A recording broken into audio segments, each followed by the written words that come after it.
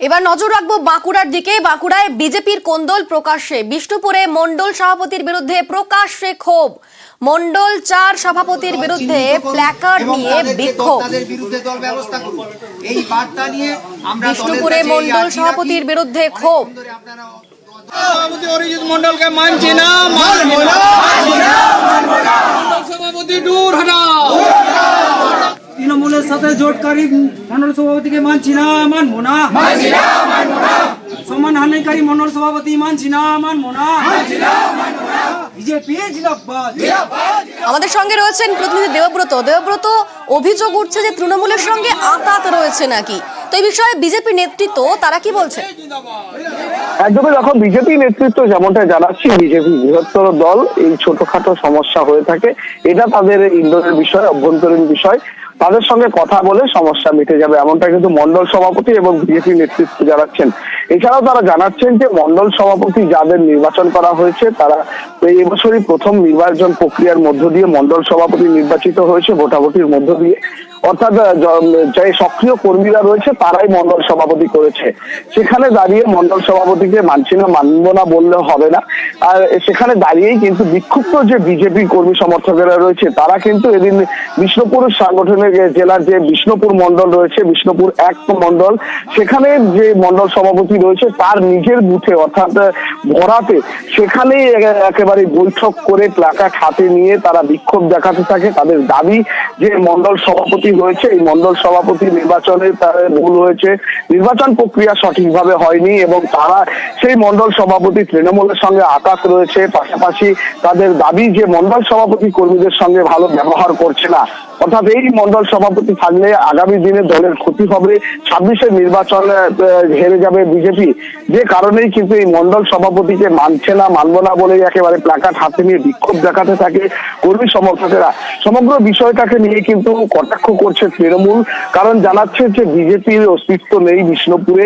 আগামী 26-এর নির্বাচনে তারা এইভাবে গোষ্ঠীদ্বন্দ্ব করতে করতে শেষ হয়ে যাবে, কারণ বারবার তাদের গোষ্ঠীদ্বন্দ্ব এসছে। তুমি জানো যে ফেব্রুয়ারি মাসের 16 তারিখে বিষ্ণুপুর সাংগঠনিক জেলা জুড়ে যে মণ্ডল সভাপতি তার লিস্ট প্রকাশ্যে এসছে, তার পরের দিনই বিষ্ণুপুরের 4 নম্বর মণ্ডলের বিরুদ্ধে সভাপতির বিরুদ্ধে পোস্টার করেছিল।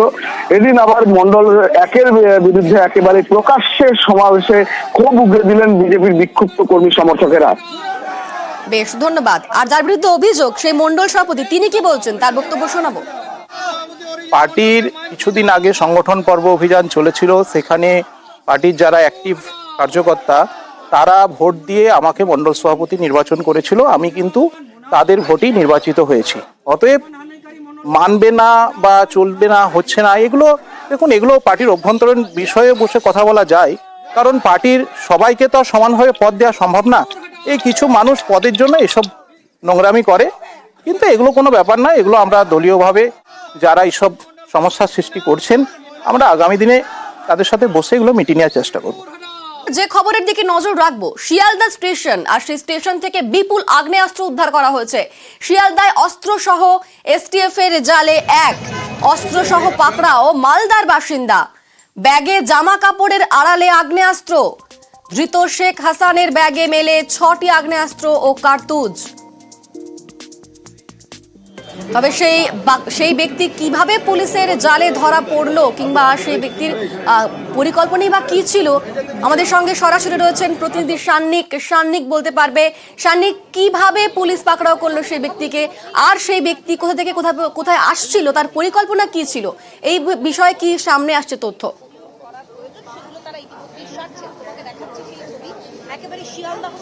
অনিন্দিতা, যেটা পুলিশ সূত্রে খবর, এটা অবশ্যই বলা যেতে পারে কলকাতা পুলিশ এসটিএফ এর একটা বড়সড় সাফল্য, কেননা 6টি আগ্নেয়াস্ত্র শিয়ালদা স্টেশনের মতো জায়গা থেকে উদ্ধার করা হলো। এবং যেটা খবর পাওয়া যাচ্ছে, গতকাল বিহারের মানসি জাংশন থেকে এই ব্যক্তি শেখ হাসান, সে ট্রেনে ওঠে, হাটেবাজার এক্সপ্রেসে সে ওঠে, শিয়ালদাগামী হাটেবাজার এক্সপ্রেস, সেই ট্রেনে সে ওঠে এবং সেই ট্রেনে ওঠার পরে সেখান থেকেই কলকাতা পুলিশের এসটিএফ এর আধিকারিকরা, তাদের কাছে আগাম খবর থাকায় তার গতিবিধি পুরোপুরি নজরে রেখেছিলেন তারা, এবং গোটা সময়টা তাকে নজরে রাখার পর শিয়ালদা স্টেশনে আজ সকাল 5:18 যখন ট্রেন এসে পৌঁছায়, তারপর শিয়ালদা স্টেশন থেকে বেরোনোর পরেই পাকড়াও করা হয় তাকে। একেবারে তার ব্যাগটা যেটা ছিল তার সঙ্গে, সেই ব্যাগ যখন খোলা হয় তার মধ্যে জামা কাপড়ের ভাঁজে তাতে কিন্তু দেখতে পান তারা যে সেখানে প্রচুর পরিমাণে আগ্নেয়াস্ত্র রয়েছে। মূলত যে আগ্নেয়াস্ত্র পাওয়া গিয়েছে তাতে মোট 4টি 7mm পিস্তল এবং তার পাশাপাশি 2টি 1 শটার উদ্ধার হয়েছে।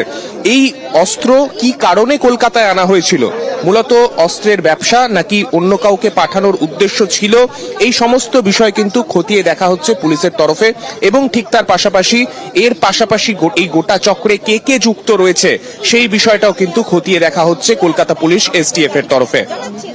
অনিন্দিতা। বেশ, ধন্যবাদ সান্নিক।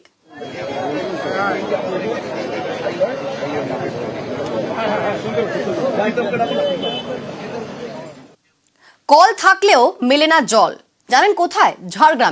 ঝাড়গ্রামের বিনপুরে জলকষ্টে রীতিমতো ক্ষোভ। 2 বছর ধরে খাবার জলের সংকট, আর তাতেই রীতিমতো ভোগান্তি। জলকষ্টে প্রায় 400 পরিবার। কি অভিযোগ করছেন বাসিন্দারা, শোনাবো। জল আসছে না, আমাদের এদিকে জলের প্রবলেম, রান্না খাওয়া ধোয়া মাজা। ওই যে বাইরের থেকে মাঠে এই যে এখানে যে একটা সাবমার্শাল আছে সেইখান থেকে ওটা মাঝের মধ্যে খারাপ হয়ে যায়, যখন তখন জল নেওয়া হয়। বাড়িতে বাড়িতে দেখছি তো কল বসেছে, এই কলে জল পড়ে না? পড়ে না তো, দিয়েছে শুধু পড়ে না। জল সব নষ্ট তো, আমাদের পাড়ায় কোনো করি নেই। একটা যদিও বসছে গো সাবমার্শাল, ঠিক আছে, হয়েছে গো, সেটা বন্ধ হয়ে গেছে। আর এই যে জলের ট্যাঙ্কি করেছে পিএইচি থেকে, কিন্তু কোনো কল আছে কি পিএইচডি থেকে? কোনো করি নেই তো আমাদের পাড়াতে। আর যে পাশে কল দিয়েছে ওখানে কি জল পড়ে না? না না না, আমাদেরকে যেতে হয় 3 কিলোমিটার জল আনতে। আমাদের সঙ্গে রয়েছেন প্রতিনিধি রাজু। সেখানে 2 বছর ধরে খাওয়ার জলের সমস্যা, কল থাকলেও জল পড়ছে না। তাহলে কোথায় সমস্যা, কেন এই সমস্যায় পড়ছেন বাসিন্দারা? দেখো, মূলত যেটা জেলা পরিষদ জানাচ্ছে যে বারংবার এই জল যে প্রকল্প, মূলত পিএইচির তরফ থেকে এই জল প্রকল্প করা হচ্ছে, সেই জল প্রকল্পতে ঢিলেমি হচ্ছে, আর যার ফলেই ভোগান্তিতে পড়তে হচ্ছে স্থানীয় মানুষজনকে। কারণ 2 বছর ধরে পিএইচি সেখানে জলের জন্য যে জল প্রকল্প তৈরি করেছে এবং বাড়িতে বাড়িতে যে নলকূপ বসিয়েছে, সেই নলকূপগুলোতে জল পড়ছে না, জানিয়ে বারংবার স্থানীয় প্রশাসন এবং জেলা প্রশাসনের কাছে তারা জানিয়েছেন। কিন্তু তা সত্ত্বেও দেখা যাচ্ছে বিনপুরের এই দহিজড়ি এলাকায় প্রায় 500 পরিবার রয়েছে, সেই 500 পরিবার প্রতিনিয়ত জল সংকটে ভুগছে। আর এই গ্রীষ্মের দাবদাহে এই জল সংকট আরো চরমে যাচ্ছে, যার ফলে ক্ষোভ বাড়ছে স্থানীয় মানুষের। কারণ স্থানীয় প্রশাসন বা জেলা প্রশাসনকে বলেও সেই অর্থে, কারণ 2 বছর ধরে জলের যে প্রকল্প, সেই প্রকল্প রূপায়ণ হয়েছে, কিন্তু এখনো পর্যন্ত জল পৌঁছচ্ছে না। কি জটিল সমস্যা রয়েছে তা নিয়ে বারংবার তারা প্রশাসনকে জানাচ্ছেন। ইতিমধ্যে জেলা প্রশাসনের জেলা সভাধিপতি যিনি রয়েছেন জেলা পরিষদে, তিনি জানিয়েছেন যে একটি জটিলতা রয়েছে সেখানে, যে জল প্রকল্পের জন্য যে পিএইচির লোকেরা কাজ করছে তারা কোথাও ঢিলেমি করছে, সেই বিষয়টি তারা দেখছেন, কিন্তু কবে দেখা হবে। ধন্যবাদ রাজু। আগামী দিনে কিভাবে তাড়াতাড়ি করা যেতে পারে আমরা সেটা প্রশাসনিক লেভেলেও আমরা আলোচনা করেছি। সাধারণ মানুষ যাতে জল ঠিকঠাক ভাবে পায়, আর যেখানে যেখানে, এখন তো গরমের দিন চলে আসছে, আমরা চেষ্টা করব যেখানে যেখানে জল নেই আর না হলে ঠিকঠাক ওরা জল পাচ্ছে না, তাহলে সেখানে আমরা ট্যাঙ্কি ব্যবস্থা করে কিভাবে তাদেরকে জল সরবরাহ করতে পারি সেটা আমরা চেষ্টা করব।